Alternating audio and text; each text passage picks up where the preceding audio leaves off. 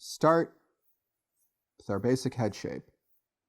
Now the head isn't round, it's more of an egg shape. And also when a mouth is moving, the jaw under it moves. So you can't just have a mouth sitting on a circle if you want your character to feel kind of realistic, like they actually have bones in their face.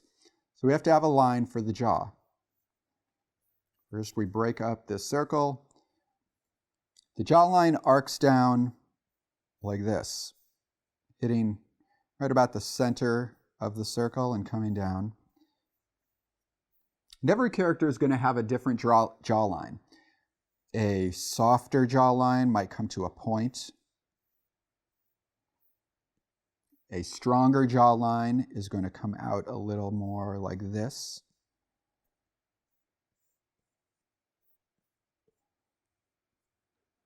All right. I'm going to jump back a couple steps so we just have a standard shape for the jawline. I don't want too many lines on here. Let's place the eyes.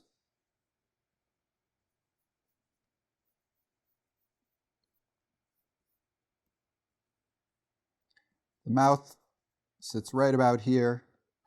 Now that you have a jaw, you can move the mouth a little lower and place it where the skull shape here connects with the jaw. The ears sit they hang down right from the outer edge of the eye. So if we come out to this line here, we just put some basic arcs for ears for now. Let's get our eyebrows in. Hint at this mask a little bit, even though we're not really dealing with that as much today. And the nose has a couple main parts. You've got like what's called the dorsal line, which is this big bridge part. Then you've got a shape for the tip and then the nostrils. So to get good length on your nose, you have to place it down right above the mouth. So there's that dorsal line. There's the tip. And there's the nostrils, which are smaller versions of the tip on each side. Okay, there's basic placement of your secondary features. So we talked about the jaw already a bit. Let's work through this list of secondary features and talk about how we can create variety within these basic parameters. Because variety is the art principle that we can use with character design to create an array of characters. And when we put them together, we have a whole story. So variety is a great way to generate contrast and express different aspects of a narrative. Let's look at the ears first. I think of the ears as a three-sided shape. If you were to make it really geometric, like draw a robot ear, it's basically this. Now inside of that is this main helix shape, which has a little arc in it. You have the lobe, which is this smaller circle below. Put a little earring there. And if you want, you could add another couple lines like that. And put the opening of the ear canal. You can start to put a lot of detail into an ear. And it's really just a matter of knowing where to stop with some of these secondary features. Like if I switch to my marker and let's do a really cartoony ear. That works for some styles. Or we could go a little further.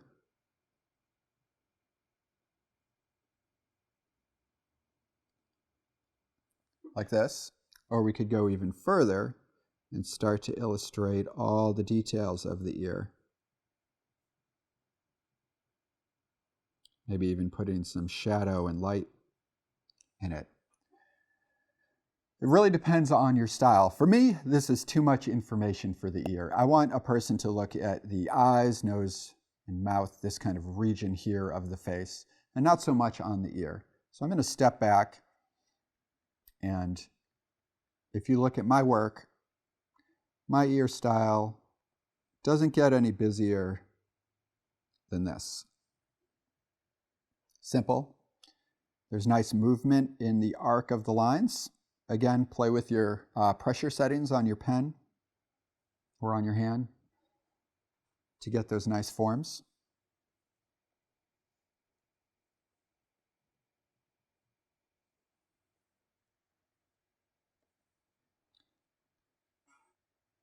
So that's an ear. Let's look at the nose. The nose in its sketch form has all its key shape elements, but when you go to actually draw the nose, you don't include a lot of this information in the final art. When I draw the nose, I start with the lines that represent the bottom edge of the tip and going around to the nostril, like so. I try to get that almost all in one motion, if possible. And then 2 little arcs on each side to represent the nostril edge. Now for the dorsal or the bridge here, you can just kind of hint at it with a couple shadow lines depending on the expression. Like if a character's face is really stretched, you might want to put these to emphasize the stretching in this area. Or you might want to just leave them out, maybe put one line there as if it's a bit of a shadow.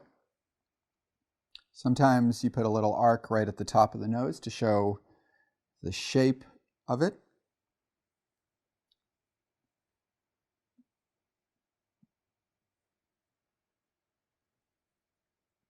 And if you want to add some detail, there's wrinkles that come down from the nose. In the world of cartooning, these sort of lines are usually reserved for older characters that have more developed wrinkles and forms in their faces. I'm going to leave them out for now. Now with the mouth, we can use just a basic shape.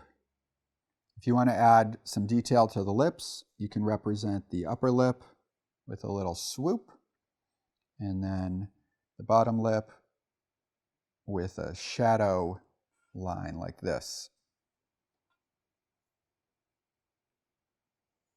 Maybe throw some teeth in that mouth.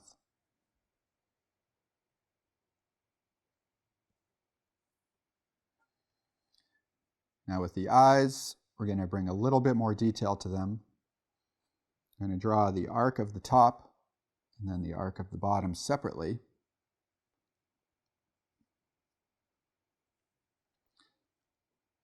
Remember, the arc of the top could be a little thicker than the bottom and ends just a bit above that horizontal line.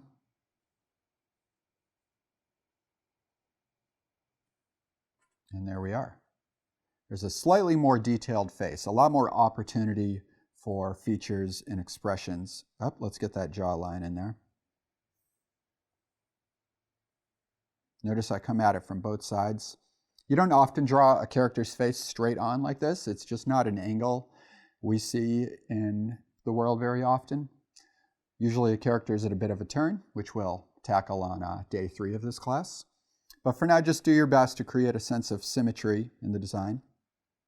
Now that's a quick crash course in noses, ears, and jaws. I've made you a little worksheet here with some examples of types of jaw lines you could use, and a little tutorial on the nose again, and a bit of variety in noses, and of course ears.